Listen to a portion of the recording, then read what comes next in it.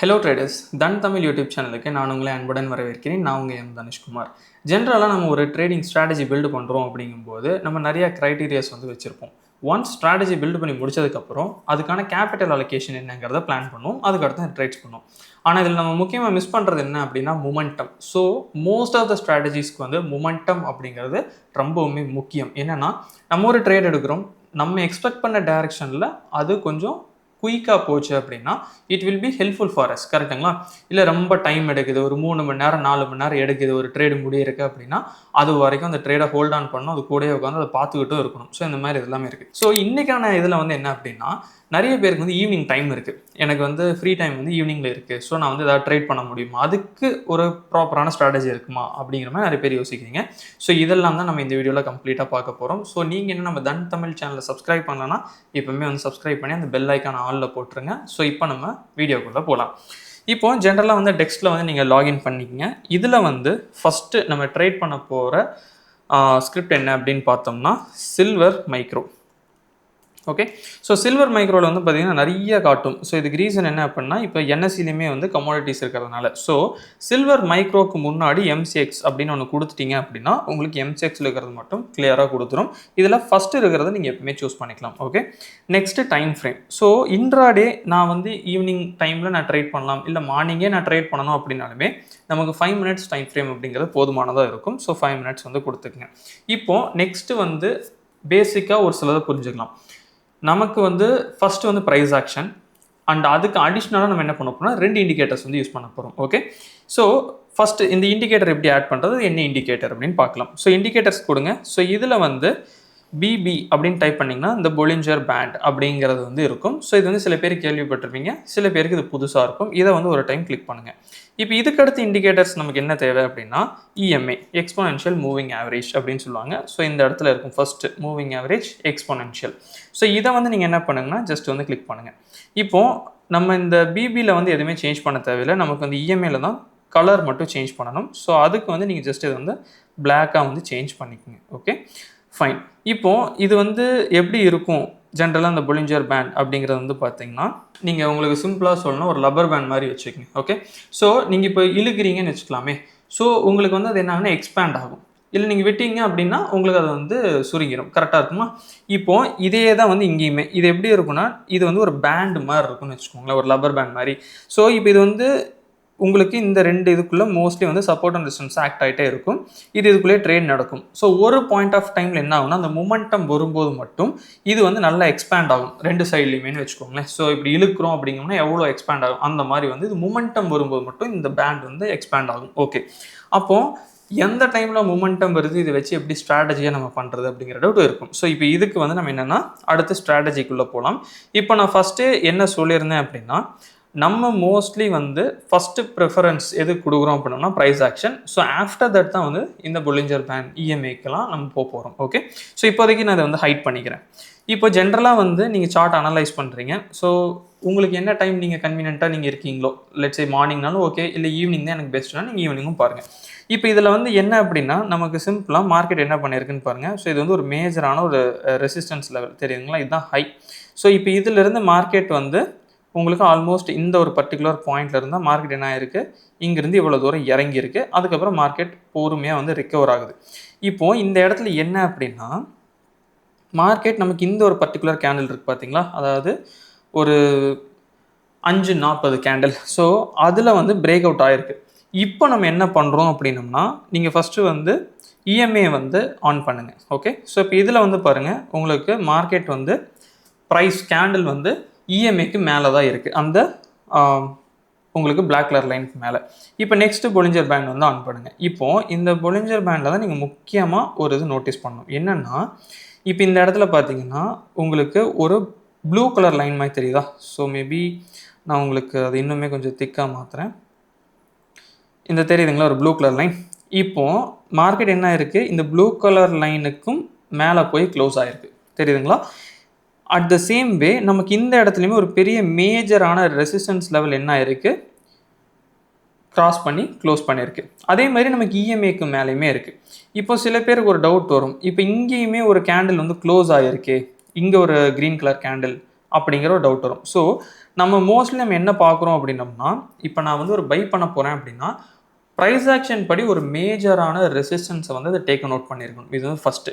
2வது என்ன அப்படின்னு பார்க்கும்போது வந்து பார்த்தீங்கன்னா, இஎம்ஏ. அந்த ப்ரைஸ் அந்த கேண்டில் வந்து இஎம்ஏக்கு மேலே இருக்கணும். அந்த பிளாக் கலர் லைனுக்கு மேலே. 3வது வந்து இந்த பொலிஞ்சர் பேண்டில் இப்போ புல்லிஷ்கான ஸ்ட்ராட்டஜி அப்படிங்கும்போது வந்து அந்த பேண்டோட அப்பர் பேண்டுன்னு சொல்லுவோம். ஸோ இப்போ அந்த திக்காக மாற்றிருக்கேன் பார்த்தீங்களா?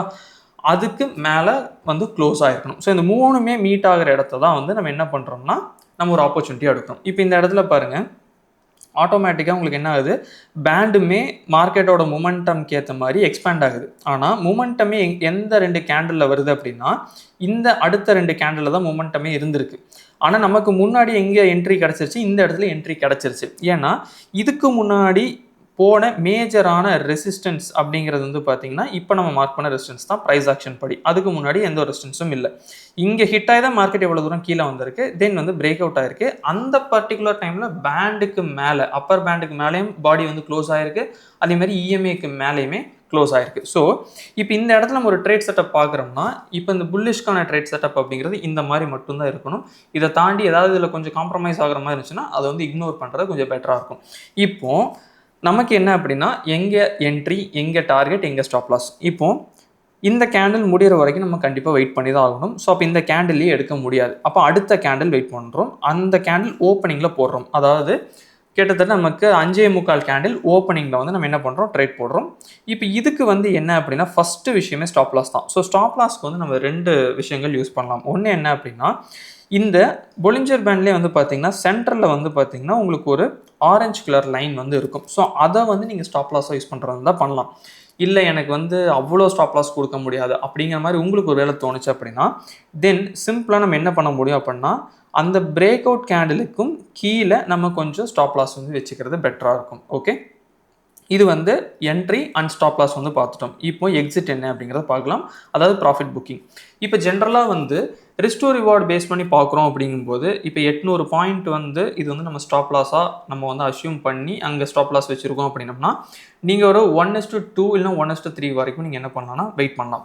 இல்லை எனக்கு வந்து நான் கம்ப்ளீட்டாக கேப்சர் பண்ணணும்னு நான் நினைக்கிறேன் அப்படின்னா, தென் வந்து நம்ம என்ன பண்ணலாம்னா, இந்த மொமெண்டம் எப்போ வந்து முடியுதோ, அது எப்போ முடியும் அப்படின்னா, லெட்ஸ் சே ஃபார் எக்ஸாம்பிள் வந்து ஃபஸ்ட்டு லெவல் வந்து நீங்கள் எடுத்துக்கலாம்னா, ஒன்ஸ் மார்க்கெட் வந்து இந்த ஒரு பர்டிகுலர் அப்பர் பேண்ட் இருக்குது பார்த்தீங்களா, அது கீழே வந்து க்ளோஸ் ஆச்சு அப்படின்னா, தென் நீங்கள் வந்து எக்ஸிட் பண்ணுறதுக்கு ட்ரை பண்ணலாம். இல்லை நான் இன்னும் கொஞ்சம் வெயிட் பண்ணலான்னு இருக்கேன் அப்படின்னா, தென் வந்து நம்மளோட இஎம்ஐ வரைக்கும் வெயிட் பண்ணலாம். பட் அது வந்து இந்த 2மே வந்து என்ன அப்படின்னா, ஒரு ஃபுல் மொமெண்டம் நான் பிடிக்கலான்ட்டு இருக்கேன் அப்படின்னா நீங்கள் வந்து அது பண்ணலாம்.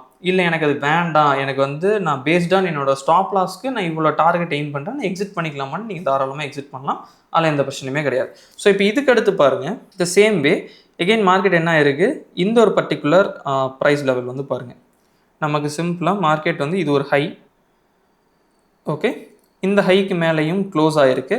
அதே மாதிரி வந்துட்டு நமக்கு பேண்டுக்கு மேலேயுமே க்ளோஸ் ஆகிருக்கு. தென் வந்து உங்களுக்கு இஎம்ஐக்கு மேலே ஆல்ரெடி இருக்குது. அப்போது இங்கே வந்து நம்ம என்ன பிளான் பண்ணணும் அப்படின்னா, நெக்ஸ்ட் கேண்டிலில் தான் நம்ம வந்து என்ட்ரி எடுப்போம். ஏன்னா இந்த கேண்டில் வந்து ஒருவேளை விக்காவும் இருக்கலாம், கரெக்டுங்களா? ஸோ முடிகிற வரை நம்ம எப்பவுமே க்ளோசிங்க்கு வெயிட் பண்ணுறது தான் பெஸ்ட்டான ஒரு அப்ரோச்சாக இருக்குமே தவிர, ஜஸ்ட்டு ஒரு எனக்கு வந்து கேண்டில் போயிட்டு வந்துச்சு, ப்ரைஸ் வந்து கிராஸ் ஆகிருக்கு அப்படின்னா நம்ம பண்ணக்கூடாது. இப்போ இதுக்குமே நான் முன்னாடியே சொன்ன மாதிரி ஒருவேளை வந்து எனக்கு இந்த சென்ட்ரல் லைன் வரைக்கும் வைக்க முடியும்னா ஓகே, அவ்வளோ அஃபோர்ட் பண்ண முடியாதுன்னா எகெயின் கேண்டில் லோக்கு தான் நம்ம வந்து ஆகணும். ஸோ இப்போ இந்த இடத்துல என்ன அப்படின்னு பார்த்தீங்கன்னா, எகெயின் மார்க்கெட் என்ன ஆயிருக்கு, நமக்கு நல்லாவே மொமெண்டம் ஆயிருக்கு. இப்போது இந்த ஒரு பர்டிகுலர் இது வந்து நம்ம ஏன் வந்து முக்கியமாக டிஸ்கஸ் பண்ணுறோம் அப்படின்னம்னா, இந்த இடத்துல நீங்கள் பார்க்க வேண்டியது, இதுக்கு முன்னாடி வரைக்குமே இந்த பேண்ட் வந்து பெரிய லெவலில் வந்து எக்ஸ்பேண்டே ஆகலை, தெரியுதுங்களா? அதாவது வந்து பெரிய லெவல்னால் இந்த மாதிரி தெரியுதுங்களா? இப்போ இந்த ஒரு பாட்டமும் இந்த ஒரு டாப்பும் எடுத்துக்கோங்களேன், எவ்வளோ டிஃப்ரென்ஸ் வருது. ஆனால் இந்த இடத்துல அந்த டிஃப்ரென்ஸ் கிடையாது, அந்த எக்ஸ்பேண்டே ஆகலை. ஆனால் நமக்கு இது எதை வச்சு நம்மளால் கண்டுபிடிக்க முடியும் அப்படின்னா, ஃபஸ்ட்டு ப்ரைஸ் ஆக்ஷன், தென் பேண்டுக்கு மேலே க்ளோஸ், தென் வந்துட்டு நமக்கு அந்த இஎம்ஐக்கு மேலேயும் இருக்கும்போது ஒரு கான்ஃபிடென்ட் இருக்கும். ஸோ இது வந்து என்ன அப்படின்னா புல்லிஷ்கான ஸ்ட்ராட்டஜி. ஸோ இப்போ இது வந்து உங்களுக்கு கிளியராக இருக்கும். இப்போ நெக்ஸ்ட் நம்ம பார்க்க வேண்டியது என்ன அப்படின்னா, பேரிஷ்கான trade setup. The same way தான், பட் ஆனால் நம்ம கொஞ்சம் டிஃப்ரெண்ட்டாக பண்ணுற மாதிரி இருக்கும். ஸோ அது என்ன அப்படிங்கிறத நம்ம பார்க்கலாம். இப்போ ஜென்ரலாக வந்து நீங்கள் ஒரு பேரிஷ்க்கு வந்து நீங்கள் ஃபோக்கஸ் பண்ணுறீங்கனாலுமே, நீங்கள் அதே மாதிரி தான் நீங்கள் மோஸ்ட்லி வந்து ட்ரேட் பண்ண போகிறீங்க. ஆனால் ஒரு சிலர் நீங்கள் சேம் ப்ரொசீஜர் வந்து ஃபாலோ பண்ணணும். எப்படின்னு சொல்கிறேன்னா, அதாவது த சேம் வே நம்ம என்ன பண்ணுறோம்னா ஒரு சப்போர்ட் வந்து இந்த இடத்துல மார்க் பண்ணுறோம். ஓகே, ஸோ இப்போ இந்த சப்போர்ட் நம்ம மார்க் பண்ணுறோம். இப்போ இதுக்கு கீழே க்ளோஸ் ஆகிறது நமக்கு முக்கியம். அதாவது இந்த சப்போர்ட்டுக்கு கீழே வந்து க்ளோஸ் ஆகிருக்கு. நெக்ஸ்ட்டு வந்து இப்போ வந்து லோவர் பேண்ட் வந்து பார்க்கலாம். ஓகே, ஸோ நான் லோவர் பேண்ட் வந்து கொஞ்சம் திக்காக வந்து மாற்றிக்கிறேன். மேபி இதை வந்து நான் ரெட் கலரில் சேஞ்ச் பண்ணிக்கிறேன். ஓகே, ஸோ இப்போ இங்கே என்ன நடந்திருக்குன்னு பாருங்கள்.